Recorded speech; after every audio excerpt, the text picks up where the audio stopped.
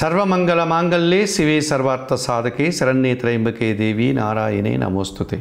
సుప్రభాతం channel ప్రేక్షకులకు నమస్కారం. మాసఫలం కార్యక్రమానికి స్వాగతం. 2025 అక్టోబర్ మాసంలో ద్వాదశ రాశుల వారి యొక్క మాస ఫలితాలు. ఈ అక్టోబర్ మాసం 2వ తారీఖుతోటి మనకు విజయదశమి దేవీ నవరాత్రుల పండుగ ముగుస్తుంది. అలాగే అక్టోబర్ నెల 20-21వ తారీఖుల్లో నరక చతుర్దశి దీపావళి పవిత్రమైనటువంటి హైందవుల పండుగ రాబోతోంది. ఎప్పుడూ కూడా మనకు ఈ అక్టోబర్ మాసంలో ఆశ్వీజ భాద్రపద తెలుగు మాసాలు రెండు కూడా ఉండేటువంటి పరిస్థితి కనిపిస్తుంది. ఈ అక్టోబర్ మాసంలోనే సూర్య భగవానుడు 17వ తారీఖున కన్యారాశి నుంచి తులారాశిలోనికి ప్రవేశిస్తాడు. తులారాశిలో ఆయన 30 రోజులు సంచారం కొనసాగుతుంది.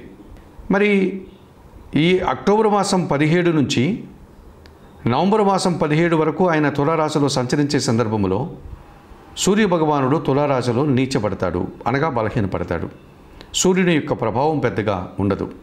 నవగ్రహాలకు రాజు అయినటువంటి ప్రధానమైనటువంటి గ్రహరాజు అయినటువంటి సూర్య భగవానుడు బలహీనపడేటువంటి సందర్భం మనకు ఈ అక్టోబర్ నెల 17 నుంచి కనిపిస్తుంది. ఇక కుజగ్రహం ఈ నెలలోనే తులారాశిలోనే ఈ నెలంతా కూడా సంచారం కొనసాగుతుంది. బుధుడు ఈ నెలంతా కూడా తులారాశిలోనే సంచారం కొనసాగుతాడు. గురువు మాత్రమే మిథున రాశి నుంచి 18వ తారీఖు కర్కాటక రాశిలోనికి ప్రవేశిస్తాడు. గురువు సహజంగా ఒక్కొక్క రాశిలో సంవత్సర కాలం ఆయన సంచారం కొనసాగుతుంది. అయితే ఇప్పుడు సంవత్సర కాలం పూర్తి కాకుండానే మిథున రాశి నుంచి కర్కాటక రాశిలోనికి గురువు ఎందుకు ప్రవేశిస్తున్నాడు? బృహస్పతి దేవగురువు అయినటువంటి ఈ గురువు అతిచార రీత్యా కర్కాటక రాశిలోనికి ప్రవేశిస్తాడు. ఈయన కొంతకాలం అనగా డిసెంబర్ 5 వరకు అక్కడ ఉండి తిరిగి వక్రించి మిథున రాశిలోనికి వెళ్ళిపోతాడు.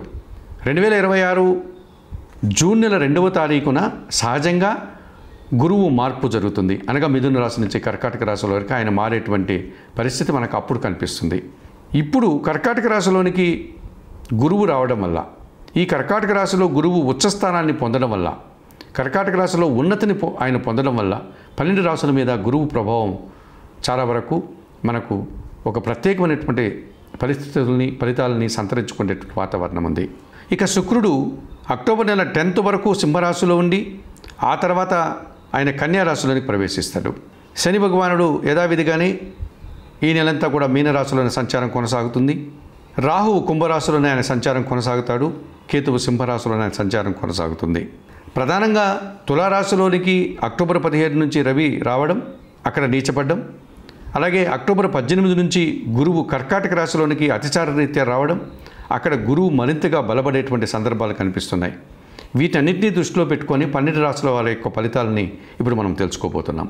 2025 అక్టోబర్ మాసంలో మిథున రాశి వారి యొక్క మాస ఫలితాలు. ఈ మిథున రాశి వారికి 4 గ్రహాలు అనుకూలంగా సంచరిస్తున్నాయి, 4 గ్రహాలు ప్రతికూలంగా సంచరిస్తున్నాయి. మిశ్రమ ఫలితాలకు అవకాశం ఉంది.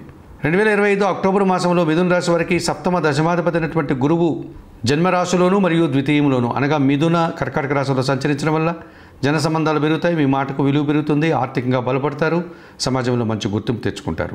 పంచమ వ్యయాధిపతి అయినటువంటి శుక్రుడు ఈ నెలంతా కూడా తృతీయ చతుర్థ భావాల్లో అనగా సింహ కన్యా రాశుల్లో సంచరించడం వల్ల ఆత్మీయుల కలయిక, స్త్రీజన సహకారం, కుటుంబంలో సంతోషకర వాతావరణం నెలకొంటుంది.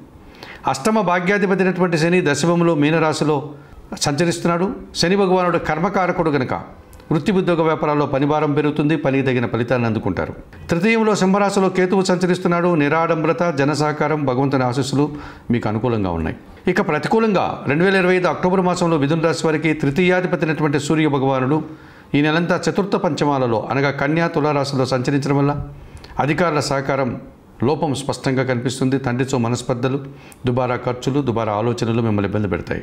షష్టమ భాగ్యాధిపతి అయినటువంటి కుజుడు ఈ నెలంతా పంచమంలో తులారాశిలో సంచరిస్తున్నాడు కనుక సంతానంతో మనస్పర్ధలు, వాహన సమస్యలు, ఆర్థిక సమస్యలు మిమ్మల్ని ఇబ్బంది పెట్టే సూచన కనిపిస్తుంది. జన్మరాశ్యాధిపతి చతుర్థాధిపతి అయినటువంటి బుధుడు ఈ నెలంతా కూడా పంచమంలో తులారాశిలో ఉంటున్నాడు కనుక కుటుంబంలో అశాంతి, ఆర్థిక సమస్యలు, మీ ఆలోచనలు కలిసి రాదు. భాగ్యములో కుంభరాశిలో రాహు సంచారం ఉంది. తండ్రి ఆరోగ్యం విషయంలో జాగ్రత్తలు, దుబారా ఆలోచనలు, విదేశీ వ్యవహారాలు కూడా ప్రతికూలంగా ఉంటున్నాయి. మరి 2025 అక్టోబర్ మాసంలో ఈ మిథున రాశి వారు భాగ్య రాహుదోషం నుంచి బయటపడడానికి కనకదుర్గాదేవిని దర్శించి శ్రీదేవి ఖడ్గమాల స్తోత్రం చదువుకోండి. పంచమ బుధదోషం నుంచి బయటపడి సీతారామచంద్రమూర్తికి తులసి ఆకులమాలను సమర్పించి అర్చనాది కార్యక్రమాలు నిర్వహించుకోండి. పంచమ కుజదోషం నుంచి బయటపడడానికి సుబ్రహ్మణ్య స్వామి ఆరాధన, సుబ్రహ్మణ్యాష్టక పారాయణం, చతుర్థ రవిదోషం నుంచి బయటపడడానికి సూర్య ఆరాధన, సూర్య భగవాన్ని ప్రీత్యర్థం గోధుమలు కానీ గోధుమ పిండి కానీ దానం చేయడం వల్ల మరింతగా మంచి ఫలితాలను పొందగలుగుతారు.